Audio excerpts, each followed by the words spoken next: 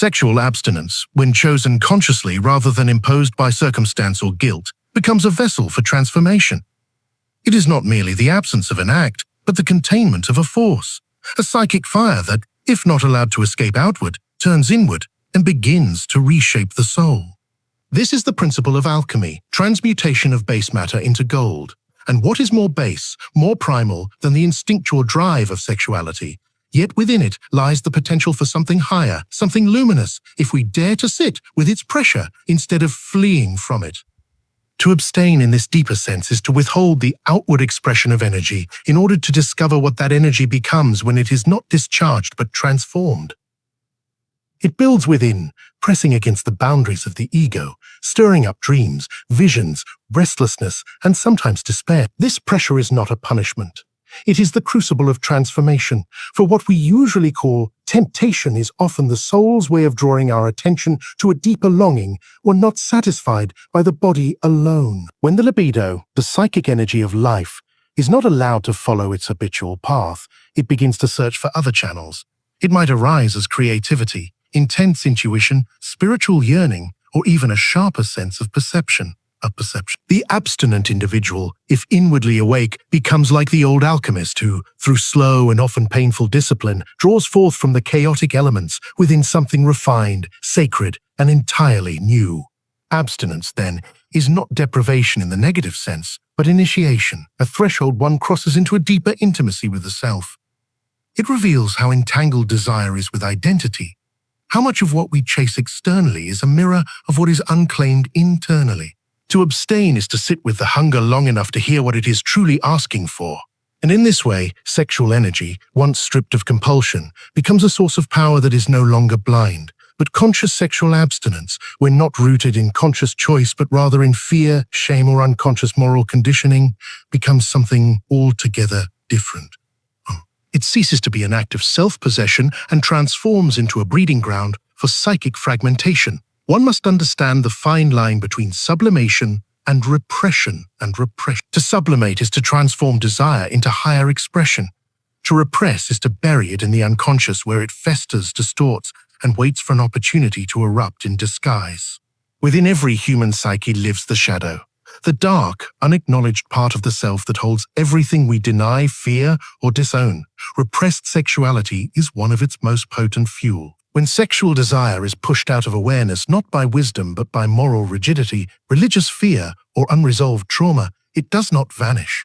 Instead, it retreats into the shadow, gaining energy, complexity, and autonomy. And what is not integrated within becomes projected outward. The individual, unaware of their own inner conflict, may begin to see others as impure, sinful, or tempting, casting their own denied instincts onto the world around them. This is why so many moral crusades against sexuality carry an unconscious heat, a strangely personal intensity. The one who attacks another's freedom often does so because they are secretly at war with themselves. The moral high ground becomes a refuge for the unacknowledged beast within. It is not uncommon to see those who most vehemently preach abstinence fall victim to their own contradictions, not because they are hypocrites in the superficial sense, but because the psyche does not tolerate repression indefinitely. What is exiled returns, not through the front door, but through dreams, compulsions, slips of the tongue, irrational anger, or even sudden infatuations that make no sense. The unconscious does not care about social norms or personal ideals. It seeks wholeness, and wholeness requires the inclusion of instinct, not its erasure. When sexuality is repressed, the libido does not die, it fragments. It leaks out sideways, often into areas of life where it causes confusion. Obsessive thoughts, addiction to spiritual purity, passive-aggressive behaviors, or deep emotional numbness. The more rigid the denial, the more chaotic the return. In the context of abstinence, this becomes a dangerous terrain if abstinence is practiced without inner work, without confronting one's actual relationship with desire, shame, and body. Then it becomes a mask. The person appears calm, controlled, even enlightened, but underneath lies a tempest. And this inner dissonance is not just personal, it becomes collective. Entire cultures can suffer when sexuality is collectively repressed. It leads to neuroses embedded in religion, art, and politics. What could be sacred becomes secret. What could be conscious becomes compulsive. To navigate abstinence wisely, one must become intimately familiar with their shadow. This means facing the fantasies, the impulses, the irrational attractions, not to indulge them, but to understand their symbolic meaning. The psyche does not merely want pleasure, it seeks connection, vitality, union with the other, and ultimately with the self. Sexual energy, then, is not a distraction from the spiritual path, it is part of the path. But when denied, it becomes a trickster, showing up where it is least expected, demanding attention in the form of crises, breakdowns, or moral contradictions. This inner split often leads to deep psychological tension. A person may find themselves preaching virtue by day and haunted by dreams of forbidden intimacy by night. They may fear their own body, fear the gaze of others, or live in a state of chronic self-surveillance. Pleasure becomes dangerous, desire becomes an enemy, and the natural becomes something to be overcome. But the soul does not divide so neatly. It wants integration, not perfection. The denied erotic becomes the shadow's weapon, turning against the conscious ego that pretends it does not exist. And in this internal conflict, many lose the very thing they were seeking in abstinence to begin with. Inner peace, clarity, and authentic self-mastery. To speak of sexuality merely in physical or biological terms is to ignore its deepest dimensions. Sexual energy is not just an instinct, it is an expression of the libido, which in its original psychological meaning refers not simply to sexual drive, but to the total psychic energy that animates life. This energy is archetypal in nature, ancient, symbolic, and transpersonal. It flows through myths, dreams, art, and imagination. It is the same energy that fuels passion, longing, creativity, destruction, and transformation. When we abstain from the physical act, this energy does not dissipate. It seeks another form of expression, one often more subtle, more inward, and potentially more revelatory. Within the unconscious, sexual imagery is everywhere. Not because the unconscious is obsessed with sex in the crude sense, but because erotic energy is tied to the fundamental human desire for union. This desire is not only for the other, the lover, the partner, but for the reunion of the fragmented psyche, the reconnection between the conscious ego and the lost or hidden aspects of the self. In this way, sexuality symbolizes something far greater than intercourse. It becomes the soul's longing for wholeness. When one practices abstinence, particularly with awareness, the libido is not suppressed, but rather redirected. It begins to appear in dreams, not just as sexual encounters, but as symbolic unions of opposites, of masculine and feminine principles, of light and shadow. One may begin to notice an intensification of imagination, of emotional nuance, of subtle sensitivities that were once dulled by the gratification of surface desires. When sexual energy is not consciously understood, it often becomes compulsive, not because it is inherently wild, but because it has not been listened to. Like any archetype, if ignored or simplified, it becomes distorted. The lover archetype, when repressed or misunderstood, becomes addiction, infidelity, or numbness. But when honored in its symbolic richness, it becomes the artist, the mystic, the visionary, the one who can hold desire without being consumed by it, who can feel deeply without clinging, who can experience longing without collapsing into despair. The archetypal lover is not just one who seeks another, but one who seeks union with life itself. In the absence of sexual activity, the symbolic dimension of erotic energy becomes clearer. It may show up as a sudden hunger for beauty, an ache in the heart during music, a sense of awe before the natural world. One may be drawn to create, to dance, to write, to sit in silence and feel a vibration moving through the body that has no name. These are not substitutes for sex. They are different expressions of the same root force. And this force, when no longer fixated on its physical outlet, becomes available to the entirety of one's life. It can infuse relationships with more depth, sharpen intuition, stir profound empathy, and awaken the sense of mythic purpose that sleeps beneath the routines of modern existence. One of the least spoken truths about sexual abstinence is that it brings the individual face to face with a silence that few are prepared to endure. It is not just the absence of physical intimacy that is felt, but a deeper quiet, a kind of psychic withdrawal from the usual currents of validation, touch, an emotional merging. This quiet, when entered unconsciously or without inner preparation, can easily be misinterpreted as loneliness. But loneliness is not merely being alone. It is the experience of being exiled from connection. From others, yes, but also from oneself. In sexual intimacy, many people find a momentary escape from their inner divisions. The body merges, roles dissolve, and for a brief time, the illusion of unity is felt. But when that merging is removed, whether by choice, commitment, or circumstance, the psyche is left without one of its most potent bridges to emotional immediacy. The absence of this contact exposes something raw and unresolved. The emptiness we often try to fill not just with sex, but with stimulation, affection, affirmation, and closeness. Without that external bomb, one begins to hear the quiet hum of the unmet self. But there is another dimension to this silence, one that is not a deficiency, but a doorway. In the absence of sexual intimacy, solitude begins to unfold. Not forced isolation, but the deeper solitude known only to those who have withdrawn from the collective rituals of bonding, if only temporarily. Yes, solitude is not the absence of connection, but the presence of self. It is the slow and often uncomfortable confrontation with what is truly there when no one else is reflecting you back to yourself. It is in this space that the work of individuation begins in earnest. The modern world does not encourage solitude. It fears it. We are constantly called outward, to share, to perform, to seek, to desire.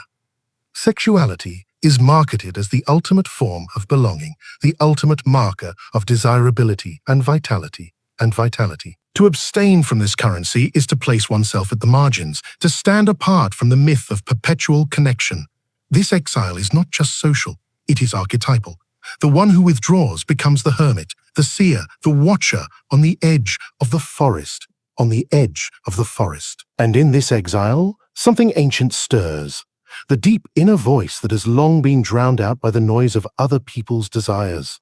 In solitude, the abstinent individual begins to confront what they have long projected onto others. The longing for touch, for closeness, for being seen, these are not wrong. They are human, but they often hide deeper questions. Why do I fear my own company? Why do I feel empty without affection? What part of me have I only been able to love when someone else loves it first? These are not questions one can answer quickly.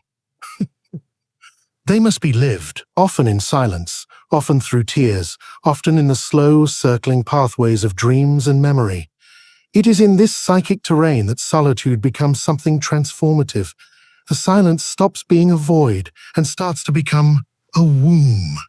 The loneliness, when passed through consciously, begins to reveal its origin.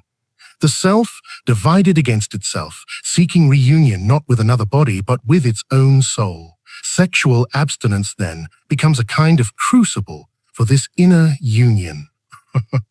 One is no longer merely abstaining from sex. One is being returned to the sacred interiority that has been overshadowed by years of external seeking. This is the solitude known to mystics, to poets, to those who have walked into the wilderness not to escape life, but to remember it. It is a space where one is stripped of distractions and illusions, left with only the raw material of selfhood, longing, fear, desire, memory, imagination. And in this vulnerable openness, the deeper self begins to take form. It may not speak in clear language. It may not answer prayers. But it watches, listens, waits. It remembers what was forgotten in the rush to be loved, to be wanted, to be touched. This is not a passive state, nor is it sterile. It is creative, alive, and deeply mysterious. The quiet heartbeat of becoming that only reveals itself when the noise of need falls away, and one finally sits in the presence of one's own being in a culture saturated with sexual imagery, performance, and expression. Sexual abstinence becomes not just a personal choice, but a socially disorienting act. It disrupts the collective narrative, quietly exposing the unspoken rules we live by. The world rarely asks why we pursue sex, only how often and with whom. Desire is celebrated, commodified, and externalized. But the decision to step outside of this rhythm, to abstain, even temporarily, awakens an unease in both the individual and the collective. It is not only silence that surrounds abstinence, but something heavier, more hidden, shame. The shame is not always obvious. It does not announce itself with dramatic guilt or punishment. Instead, it seeps in quietly, through half-spoken jokes, through the discomfort in conversations, through the unvoiced assumptions that one must be lacking, repressed, or afraid. Abstinence, especially in adulthood, is often seen as failure, not just of desire, but of identity. In a world that ties personal worth to sexual desirability, the abstinent person becomes suspect. They are either pitied or mocked, moralized or pathologized. Rarely are they understood. This collective discomfort reveals something deeper, society's profound anxiety around the inner life. Sexuality, in its externalized form, offers an easy symbol of vitality, freedom, and power. To reject or withhold it, even for reflective reasons, is to remove oneself from the familiar structures of validation. It is to stop performing, and in doing so, to threaten the invisible agreements that keep the social order intact. The abstinent individual becomes a mirror, not of virtue, but of possibility, and possibility is always destabilizing to those who have chosen certainty. But shame also arises internally. For many, sexual abstinence is not accompanied by pride or clarity, but by a subtle sense of erasure. They feel invisible, out of step, disconnected from something essential. These feelings are often not personal, but archetypal. The abstinent person steps into a mythic role, the outsider, the renunciate, the one who turns away. In modern society, this role is not held sacred. It is dismissed, even ridiculed. Without the habitual outlet, these questions rise up, uninvited but necessary. And in that questioning, we begin to separate what is instinctual from what is authentic. Instincts are not the enemy. They are the foundation of life itself. But if they remain unconscious, they possess us. They dictate our choices, our attractions, our behaviors, without ever asking if those choices align with our deeper path. To live only by instinct is to remain at the surface of the psyche, never diving into the rich, inner world that waits beneath. Abstinence, when practiced with intention, becomes a symbolic act of descent, a turning inward toward that deeper territory. It is a refusal to be ruled by the lower gods of impulse and a willingness to listen for the higher voices that speak more quietly. This process is not sterile or dry. On the contrary, it is alive with tension, longing, energy, the very same energy that drives creation. The libido, when not discharged outwardly, intensifies inwardly. It becomes available for transformation. Dreams become more vivid. Emotions surface. Forgotten memories stir. Desires sharpen into symbols. The erotic charge, once directed toward another, begins to illuminate the inner architecture of the self. And from this deepening, one begins to engage in what Jung called individuation, the movement toward psychological wholeness, where the many fragments of the psyche are brought into relationship and alignment. Abstinence becomes, in this light, not a negation, but a redirection. It is not the denial of life, but the reorientation of life's energy toward a more conscious mode of being. It invites the individual to investigate their patterns, the way they relate, the way they seduce, the way they pursue and retreat, the myths they live out in relationships without knowing it in vain. Sexuality often acts as a stage where the inner dramas of the psyche are played out. The longing for the mother, the fear of abandonment, the hunger to be seen, the dance between dominance and submission. When one abstains, the stage goes quiet, and in that silence, the script becomes visible. This visibility is powerful. It allows for choice, for rewriting, for healing. The abstinent individual can observe the dance from the outside, not as a disengaged cynic, but as a witness to their own unfolding. They can see where they have given away their power in exchange for approval, where they have used seduction as armor, where they have pursued pleasure to escape pain. And through this seeing, the possibility of real integration emerges, a sexuality that is no longer driven by the unconscious but informed by it, shaped by it, and ultimately transcending it in the service of something greater than impulse alone.